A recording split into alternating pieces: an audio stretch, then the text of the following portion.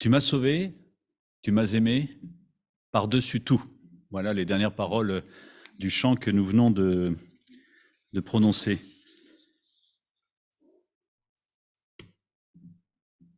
J'aimerais m'arrêter en fait sur un verset de Matthieu 16 qui va en fait introduire un thème que nous aimerions développer ensemble cette année. Alors Matthieu 16, avant de lire le texte que vous connaissez, j'imagine, pour beaucoup par cœur, j'aimerais rappeler le contexte. Jésus demande à ses disciples, « Qui dit-on que je suis ?» Et alors, tout un ensemble de réponses est apporté. Tu es un prophète, tu es Élie. Et puis ensuite, il se tourne vers ses disciples et il leur demande, « Et pour vous, qui suis-je » Et Pierre répond, « Tu es le Fils de Dieu. » Et à ce moment-là, il y a cette parole qui suit, un petit peu comme si il était nécessaire que les disciples réalisent qu'il est le Fils de Dieu et que c'est lui qui conduit toutes choses. Et à ce moment-là, en étant à son écoute, voilà ce qu'il avait prévu de mettre en place peut se mettre en place. Et nous arrivons donc à ce verset 18. « Et moi, je te dis que tu es Pierre, et que sur cette pierre, je bâtirai mon Église. Et que les portes du séjour des morts ne prévaudront pas contre elle. » Pour moi, il y a deux mots importants dans « je bâtirai mon Église ». Je et mon. Dans une phrase en français, le sujet qui est à l'origine, qui est à l'action, est important. Ensuite, on va voir avec le verbe ce qu'il va faire. Et puis, mon Église, ça veut dire qu'il va parler de quelque chose qui est à lui, mais en même temps qui s'adresse à tous, et dont nous faisons partie, c'est-à-dire l'Église. Mais il fallait pour cela que les disciples comprennent que Jésus était au centre, qu'il était au-dessus de tout. Sinon, ça ne pouvait pas marcher. C'est intéressant et c'est paradoxal, parce que le terme Église est très peu employé dans les évangiles pour parler de l'Église.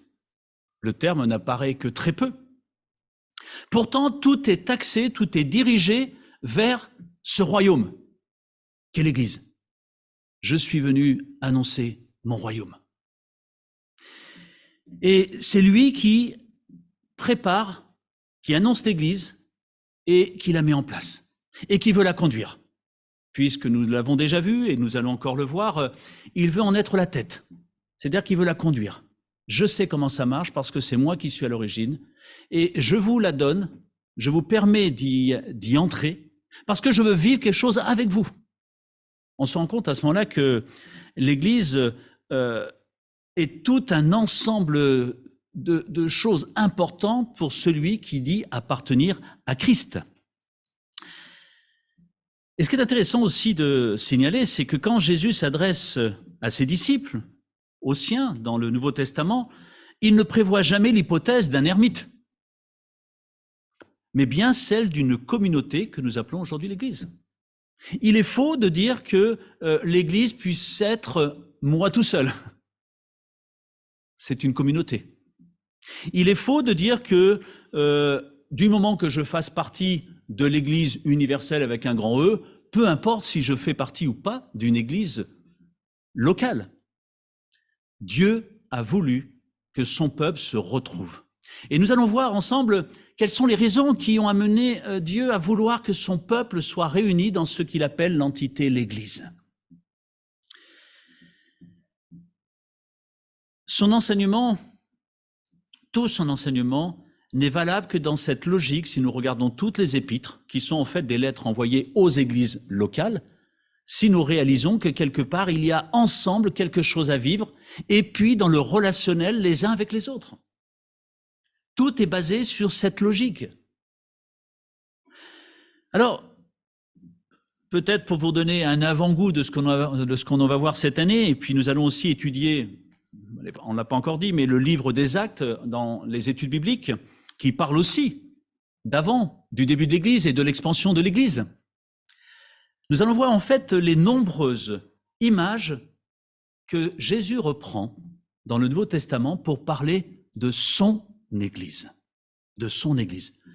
Parfois, je suis gêné, mais je dois reconnaître que parfois, je l'emploie aussi quand je dis dans notre église, dans mon église.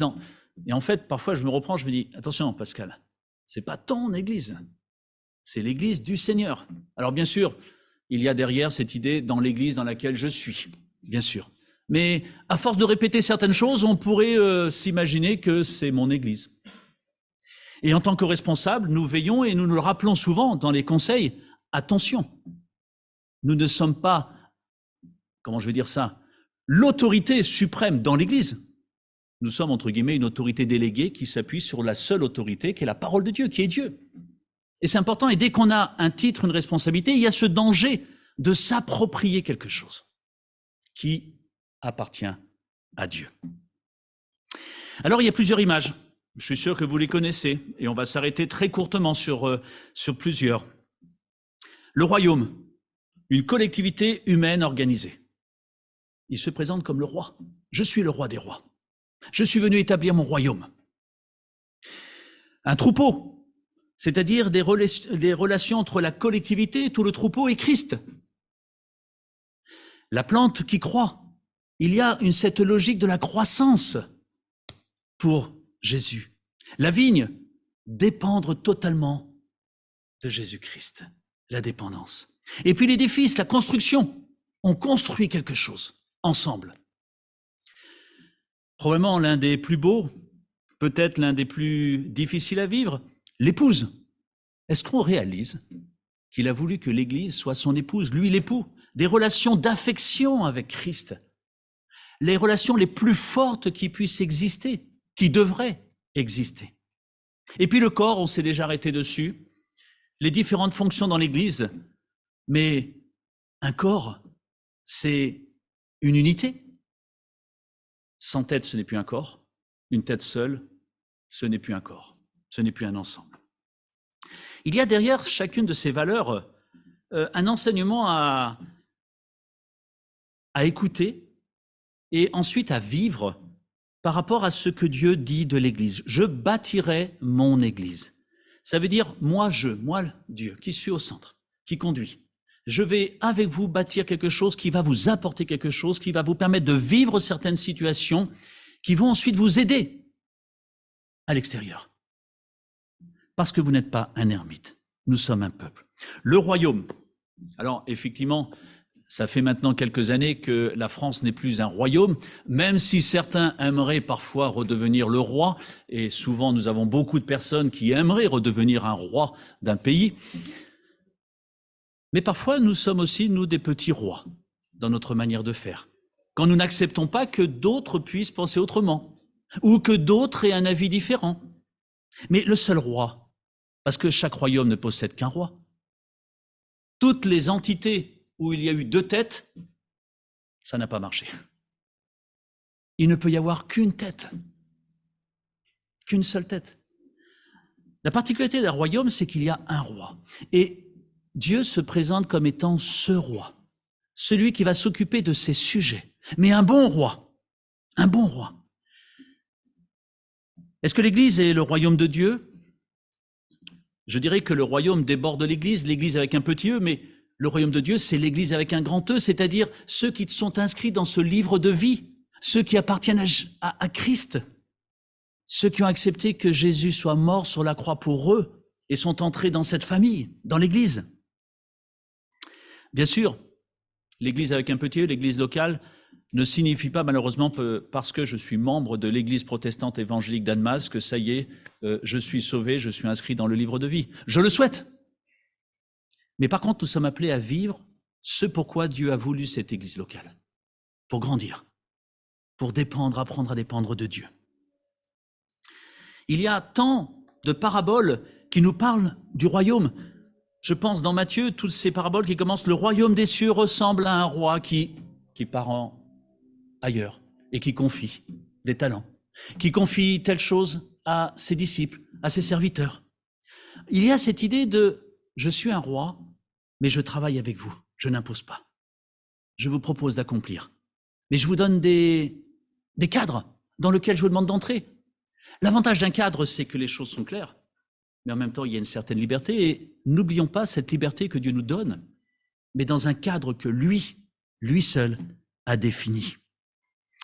Et puis il y a ces exemples de ceux qui entrent dans l'action à l'écoute de Christ et puis ceux qui sont à l'écoute d'eux-mêmes. Cela nous a été rappelé tout à l'heure dans la présidence. La notion du troupeau, on s'est déjà arrêté dessus. Jésus se présente comme « je suis le bon berger », celui qui conduit un troupeau, celui qui sait où il faut amener le troupeau pour qu'il puisse vivre dans de bonnes conditions, celui qui est capable de protéger son troupeau d'attaques de loups. Et la Bible ne dit-elle pas que le diable est là comme un lion prêt à nous dévorer? Jésus, le bon berger, a décidé d'être ce berger pour l'Église, de nous protéger et de nous conduire. Encore une fois, faut-il écouter ce qu'il nous dit? Parce qu'une brebis qui n'écoute pas son berger se met en danger. Se met en danger. Je passe rapidement sur ces différents points et pendant l'année, on reviendra un peu plus en détail.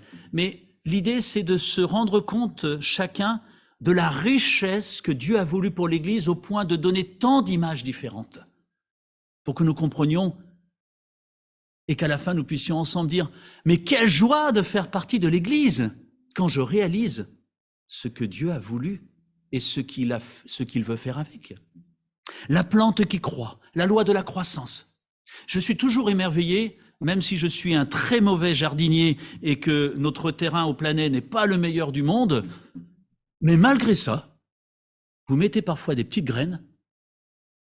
Alors oui, chez nous, il y a aussi des choses à côté qui plantent. Ça aussi, dans les paraboles, il y a aussi des éléments à réaliser. Et on doit en veiller, mais ce n'est pas le thème de mon message ce matin. Mais ça pousse. Ça pousse. Et Jésus prend même cette image de cette petite graine de moutarde qu'un homme a pris et semé dans son champ. C'est la plus petite de toutes les semences. Mais quand elle a poussé, elle est plus grande que les plantes potagères et devient un arbre, de sorte que les oiseaux du ciel viennent habiter dans ses branches. Matthieu chapitre 13, le chapitre 13 de Matthieu, qui est un ensemble de paraboles du royaume. Moi, ce que je trouve formidable, c'est que même si notre église était la plus petite graine, c'est-à-dire la plus petite en apparence de toutes les églises, et ça, je suis prêt à la limite à l'accepter, pourquoi pas. Mais elle peut devenir un arbre. Et c'est ça qui m'intéresse. Ça veut dire que peu importe le départ, ce qui compte, c'est la croissance derrière. Alors ça dépend de nous. Est-ce qu'on a envie qu'elle reste une petite graine en terre?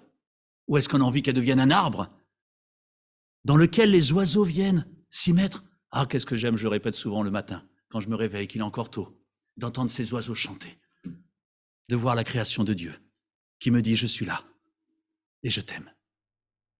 La plante qui croît, la loi de la croissance, c'est pour ça que Dieu l'a voulu ainsi. Et quelle différence entre la petite graine et l'arbre à la fin? Mais c'est l'action de Dieu. C'est l'action de Dieu. La vigne. Dépendance de Christ. Je suis le cep, vous êtes les sarments.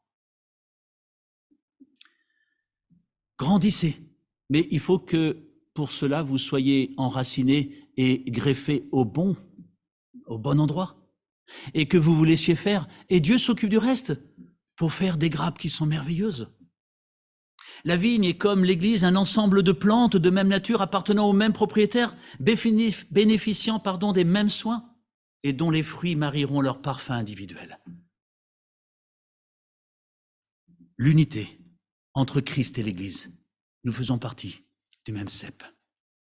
L'édifice, un édifice, une construction. Rappelez-vous que Jésus était charpentier et qu'il savait ce que signifiait construire quelque chose. Il savait qu'au départ, il fallait un plan. Il fallait savoir aussi pourquoi on allait construire telle ou telle chose. Et ensuite, à travers ce plan, il prenait les outils nécessaires et en même temps le matériel nécessaire. Mais à la fin, j'aime, je le répète souvent, visiter quand on est en vacances les bâtiments en France et les églises particulièrement. Les belles charpentes. Mais c'est beau. Parfois même, sur un marché couvert, de voir la manière dont ces charpentes sont là et tiennent pour certaines depuis des siècles. Pourquoi? Parce qu'ils ont suivi un plan. Ils ont utilisé les bons outils. Et au départ, ce n'était que des arbres, ce n'était rien du tout, et c'est devenu une charpente qui est belle, qui est admirée. Vous êtes l'édifice de Dieu, nous dit 1 Corinthiens 3. C'est-à-dire Dieu se plaît avec ce que nous sommes, les outils qu'il nous donne, mais les pierres que nous sommes, à faire quelque chose de beau, et de durable. Vous avez été édifiés sur le fondement des apôtres et prophètes, Jésus-Christ lui-même étant la pierre angulaire. D'où l'importance, je bâtirai mon église, que les disciples réalisent qu'il était cette pierre angulaire, sans laquelle aucun édifice ne peut se construire ou tenir. Et puis, la construction d'un édifice n'est qu'une étape, elle n'est qu'un moyen. Le but, c'est de savoir à quoi cet édifice va servir. Quand ceux qui étaient là se sont réunis pour dire, voilà, on a une surface, qu'allons-nous en faire pour l'Église? Je suis sûr que vous n'avez pas, j'imagine, pris des pierres, pris du ciment, et puis lancé un peu partout, puis on verra bien ce qui se passe. Non, il y a eu un plan. On a besoin de quoi? Qu'est-ce qu'on aimerait? Des salles pour l'école du dimanche? Ok. Il nous faut une salle d'à peu près de tant de places. Il y a des poteaux, est-ce qu'ils nous dérangent? Il y a eu un plan. Et une fois que le plan était établi, qu'on savait pourquoi ce local devait servir, à ce moment-là, la construction s'est mise en place. Et le but aujourd'hui, c'est de nous permettre d'être réunis dans de bonnes conditions. Remercions le Seigneur pour cela. Et puis, un édifice, c'est comme un foyer, un abri contre le froid, un abri contre la pluie. L'Église, c'est aussi ça, un abri contre le froid de ce monde, contre la pluie des difficultés, une protection contre les dangers, mais aussi un lieu tranquille, sûr, pour se restaurer, se reposer, s'aimer. Et là, je ne parle pas que de cette salle, je parle de l'Église, nous, qui vivons aussi toute la semaine. L'Église, c'est 7 jours sur 7 qu'elle vit. Parce que si l'Église se résume qu'au dimanche matin, c'est un peu juste, un peu léger. On en profite peu. Je connais très peu d'édifices, à part certaines églises, qui ne sont utilisés qu'1 heure et demie dans la semaine. Non, c'est pour que ça serve, que ce soit utile. Un lieu tranquille pour se restaurer, se reposer, s'aimer. Est-ce qu'on n'a pas besoin, moi en tout cas j'en ai besoin, dans un monde qui est parfois un peu difficile, d'un havre de paix, où je peux renouveler mes forces, me sentir à l'abri, me sentir bien dans la famille, auprès du Père, d'être heureux de venir le dimanche matin, parce que ça me fait du bien, de retrouver mes frères et sœurs. Oh, on est tous imparfaits, autant les uns que les autres. Mais ensemble, on a envie de vivre quelque chose de beau avec Dieu, parce qu'il est la pierre angulaire. Une des images les plus belles, je ne vais pas m'arrêter longuement dessus, l'épouse, les relations d'affection avec Christ. Est-ce que vous imaginez un instant qu'il a choisi l'Église pour dire vous êtes mon épouse, à dimanche prochain, faites ce que vous voulez cette semaine? Non, c'est je sors avec vous, je marche avec vous, je vous accompagne parce que vous m'êtes cher, je chéris mon épouse. Elle est celle que j'ai choisie, elle est celle que Christ a choisie. D'images de relations incroyables avec ce que nous sommes. Une image qui a déjà été utilisée dans l'Ancien Testament, mais pas forcément toujours pour de bonnes réalités. C'était pour montrer au peuple d'Israël qu'il avait été infidèle. Qu'il avait été infidèle en allant vers d'autres, en se prostituant avec d'autres. Relisez Osée, Ézéchiel, il est sévère pour rappeler à son peuple, mais est-ce que tu réalises que je t'avais choisi comme mon épouse, comme ce peuple que je chéris, et toi tu m'as abandonné? L'Apocalypse, un livre qui fait peur, mais moi, en bon français, la chose que je vois, c'est qu'on commence avec un banquet, un bon repas. Pourquoi? Mais parce que Jésus aime son Église, et qu'il va venir la chercher, et qu'il veut vivre quelque chose de merveilleux. Un bon repas de famille, en présence de notre Dieu. Bien sûr, ça demande des responsabilités, des engagements, parce que Dieu attend aussi de son Église qu'elle soit une épouse réelle. Je reviendrai dessus pendant l'année. Le corps, je vais finir avec ça, mais vous allez me dire, finir avec le corps, on peut rester 2 heures, 3 heures pour parler du corps. Il y a tellement de domaines, de choses incroyables dans le corps. Moi, j'admire la manière dont Dieu a créé l'homme. Alors j'ai essayé de me dire comment on sera au ciel, comment je serai au ciel. Est-ce que j'aurai des cheveux? Est-ce que J'ai arrêté d'y penser parce que je n'arrive pas à savoir. Je sais que ce sera bien. Je sais que je serai beau. Mais beau selon les critères de Dieu. Bon, j'espère aussi selon les critères de ma femme, mais bon. Mais le corps, mais c'est incroyable le corps. Aucun ordinateur, même on est en train de faire des robots. Mais ça ne pourra jamais remplacer le corps. Alors on arrive même à faire des choses intelligentes qui fait que vous dites maintenant, je ne sais plus comment ça s'appelle, fais-moi, je te pose une question, fais-moi à la limite une thèse en 34 pages sur tel point en 6 chapitres, puis clac, clac, il vous pond un truc, mais il n'y a pas d'âme derrière, il n'y a pas d'âme. Ce qui fait la différence dans ce corps, c'est qu'il y a cette âme, le corps, l'âme et l'esprit. Une des images les plus fréquentes et que nous développerons aussi pendant l'année, Église, corps de Christ. Qu'est-ce qui est le plus important dans ce corps? C'est ma main? C'est mes bras? Mes muscles? Il y a longtemps que ce n'est plus tellement le cas. Ou est-ce que c'est la tête? Mon cerveau? Ceux qui commandent tout. Vous imaginez que je suis en train de penser là d'ouvrir ma main et ma main s'ouvre. Je suis en train de penser d'avancer mon pied avance. C'est incroyable, tout fonctionne. Tout fonctionne. Mais quand un élément ne fonctionne plus, quand quelque chose ne va pas, on est handicapé. On est handicapé. Et c'est la même chose pour le corps de Christ. Et cela nous amène à réaliser que quand nous jugeons un frère ou une sœur qui n'est pas comme nous, qui vit une situation difficile, plutôt que de se dire « Oh, de toute façon, je m'y attendais », prions pour que « Seigneur, relève-la » parce que ça risque d'handicaper ton corps, ton Église. Et à ce moment-là, on n'a plus du tout envie de juger, on a plutôt envie de prier les uns pour les autres en disant « Mais peut-être que je n'ai pas été juste envers un tel. Est-ce que j'ai été bon? Est-ce que je n'ai pas oublié de penser à telle ou telle personne ?» Demain, c'est l'anniversaire de Suzanne. Elle fait partie du corps, on va prier pour elle. Je ne donnerai pas son âge et je ne donnerai pas mon âge. Mais prions les uns pour les autres, on est une famille. On veut s'aimer. Et puis, on veut le meilleur pour l'autre parce que plus l'autre va bien, et plus je vais en profiter. Et là, ça change complètement notre attitude. Je vais même prier pour que tous les autres aillent mieux que moi. Je prie aussi pour que j'aille bien, naturellement. Mais est-ce que nous comprenons cette image du corps? Le corps, une unité indivisible, un ensemble avec Dieu. Parce que le corps sans la tête ne peut plus vivre. Ou ça veut dire qu'il vit quelque chose de totalement différent de ce pourquoi Dieu a voulu l'Église. Et c'est un danger dans lequel nous risquons très fortement de tomber. Éphèse, nous reviendrons sur les églises de l'Apocalypse aussi pendant l'année. Éphèse, une église qui sur le papier, sur son site internet, allez voir son site internet, fait des choses incroyables, des activités superbes. Mais tu as perdu ton premier amour. Je vais te retirer ma couronne de vie. Tu n'es plus une église. Tu es une entité, un club, mais tu n'es plus l'église.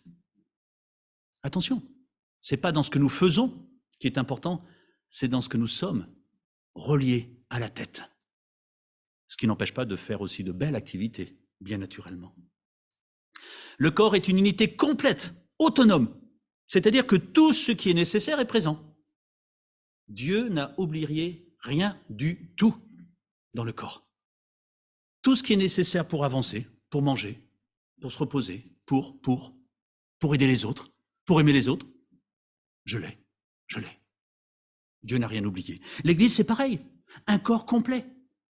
Un corps qui doit être uni dans la diversité, parce qu'imaginons qu'une partie de mon corps se dise, dans Pascal, le côté gauche va aller à l'église, mais le côté droit, on aimerait regarder les matchs de rugby à la télé, donc est-ce qu'on peut, voilà, on va se séparer. Parfois, on agirait presque ainsi, en étant un petit peu à cheval, mais ça marche pas. Ça marche pas parce que l'un, d'un côté comme l'autre, on n'est pas satisfait, il manque quelque chose. Il manque quelque chose parce que le corps est un. Le corps est une unité de relation. Ah, voilà le sujet que vous attendez tous. C'est pour ça qu'une église ne peut pas être un. Elle est au moins 2 ou 3. Là où 2 ou 3 sont assemblés à mon nom, je suis au milieu de vous. Et on va vivre l'église. Est-ce qu'on a envie de vivre l'église ensemble cette année? L'église, elle est importante dans cette unité de relation pour vivre et se développer. Il faut que les liaisons fonctionnent bien, parce que s'il y a une mauvaise liaison, ça ne va pas. C'est pour ça que Dieu nous a donné aussi le pardon. Pardonnez-vous pour réparer les liaisons qui seraient un petit peu abîmées. J'ai le droit de dire que je suis blessé par telle ou telle situation. Et alors, on a cette opportunité de se prendre dans les bras et de dire « je te demande pardon ». Pardon parce que je veux le meilleur pour toi. Et je te demande pardon et je vais prier pour toi. Le corps est une unité organisée avec un seul chef. Qui commande? Le corps ou la tête? La tête. Attention parfois que la main ne veuille pas prendre le dessus sur d'autres. Alors bien sûr, il y a des autorités déléguées. Dieu, et on le verra, il y a une organisation parce que Dieu est un Dieu d'ordre. Et c'est pour ça qu'il y a une organisation en place, mais très étonnamment, il n'appelle pas des sous-chefs, des capitaines, des colonels, des je ne sais quoi. Il appelle ceux qui ont une responsabilité des serviteurs. C'est tout autre, au service des autres. Ça change complètement le fonctionnement. Le corps est une unité de vie. L'Église vit, et pas uniquement le dimanche matin, elle doit vivre dans la semaine. Pour terminer, en conclusion, le plus beau dans tout cela, c'est cette relation privilégiée que l'on peut avoir avec Christ, la tête. Parce que moi, je suis venu avec ma tête ce matin. J'aurais pu envoyer à la limite que ma tête, puisque la bouche, elle est là. Mon cerveau, normalement, il est là aussi. Mais non, il fallait que j'amène la tête. Je suis venu avec. C'est un tout, le corps. Avec Christ. Sans Christ, sans roi, il n'y a plus de royaume. Pour Christ, le roi commande et ce sont ses sujets qui exécutent ses desseins parce qu'il a envie que nous participions avec lui. Christ a besoin de l'Église. Il pouvait s'en passer, mais il a choisi d'en avoir besoin. Relation vivante et constante. J'ai parlé tout à l'heure du couple. Mon épouse. Quel est le but d'une épouse avec l'époux? C'est aussi de donner naissance à des enfants. Des gens qui vont aussi connaître, entrer dans la famille. La vie. Nous, membres, Dieu nous demande, très étonnamment, d'être en lien avec la tête, d'écouter, d'être unis, c'est notre décision, et de veiller à tout corps étranger qui peut devenir un danger. J'ai déjà eu une écharde dans le corps. Ça fait mal. Mais quand on l'enlève, qu'est-ce que ça fait du bien. Qu'est-ce que ça fait du bien. Enlevons ce qui fait mal au corps, pour que le corps soit beau et utile entre les mains de notre Seigneur. J'aimerais finir avec une petite histoire. Pourquoi l'Église? Alors, certains la connaissent sûrement déjà. C'est une histoire qui tourne autour de ce verset « N'abandonnons pas notre assemblée ». Simplement parce que l'Église, c'est important pour Christ. Et l'apôtre nous donne toute une série de recommandations importantes de s'approcher de Dieu, de retenir fermement la profession de notre espérance, de veiller les uns sur les autres, car tout ceci n'est possible que dans la communion des saints. Seul, on peut toujours ou souvent se croire le meilleur. Alors si c'est le cas, que vous pensez être le meilleur et que du coup vous voulez rester seul, mais non, allez faire profiter les autres que vous êtes justement le meilleur, qu'on puisse profiter aussi que vous êtes le meilleur. La communion fraternelle, mais quelle belle chose! Et là, on va se rendre compte qu'on a aussi besoin des autres. L'homme dont je veux parler était un peu comme cela. Il n'allait plus au culte, il avait des bonnes raisons, on a souvent de bonnes raisons pour ça. Et puis là, un jour, il attend son pasteur. Et le pasteur arrive. Alors, ils s'asseyent l'un et l'autre devant la cheminée où le feu brûle. Mais personne ne parle. Chacun regarde le feu. Et il n'y a rien d'autre à faire. Alors, le pasteur, utilisant les pincettes, prend une braise et la retire du foyer. Tous les deux regardent cette braise qui devient grise, puis noire et qui fume. Alors le pasteur reprend les pincettes et remet la braise dans le foyer. Et aussitôt, elle se rallume. Se relevant lentement, l'homme lui dit « C'est bien, j'ai compris, j'irai au culte dimanche. » Que pouvait-il avoir compris? Simplement qu'il était comme cette braise retirée du foyer et qu'il avait besoin de communion fraternelle, que grâce à lui, le feu serait encore plus clair. On avait besoin des autres et je suis utile. Car là où 2 ou 3 sont assemblés en mon nom, je suis au milieu d'eux. Même si le contexte est dans la notion du pardon, Dieu nous dit, l'Église, c'est la mienne et c'est moi qui construis. Pourquoi? Parce que je vous aime. Et parce que nous pouvons vivre des choses incroyables, extraordinaires, ensemble, dans l'Église. Alors cette année, relevons le défi de l'Église dans ce que elle peut nous apporter et dans ce que je peux apporter aux autres.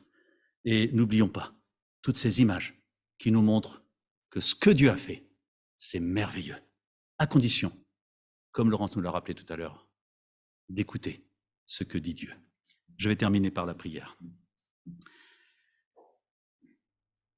Seigneur Jésus, j'aimerais te remercier parce que, heureusement pour nous, ce n'est pas nous qui sommes à l'origine de l'Église ou qui essayons de bâtir avec nos propres moyens ton Église, mais c'est toi qui l'as bâtie.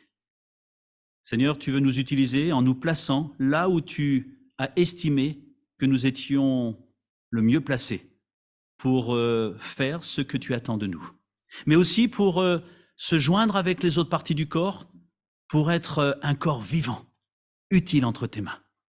Seigneur, nous sommes reliés à toi directement, parce que tu veux nous conduire, parce que tu sais où nous mener. Et ce qui est extraordinaire, c'est que tu nous aimes d'un amour incroyable. Tu veux nous faire croître. Tu veux nous faire grandir ensemble. Tu veux nous faire avoir besoin des uns des autres parce que nous avons tous à prendre des autres. Tu veux nous faire vivre des choses exceptionnelles, ensemble, parce que c'est ensemble que tu veux que nous avancions. Seigneur, nous sommes conscients d'une chose, c'est que tu n'attends de nous que nous le décidions, parce que c'est ensuite ton esprit qui va nous y aider et nous accompagner. Alors Seigneur, cette année, nous voulons nous arrêter un peu plus sur cette question importante, parce que nous voulons que cette Église, là où nous sommes réunis, puisse t'honorer et puisse te plaire, et que nous puissions grandir malgré nos imperfections et nos infidélités, et nous comptons sur toi, Seigneur. Alors bénis-nous ensemble, et bénis ton Église, s'il te plaît, Seigneur. Amen.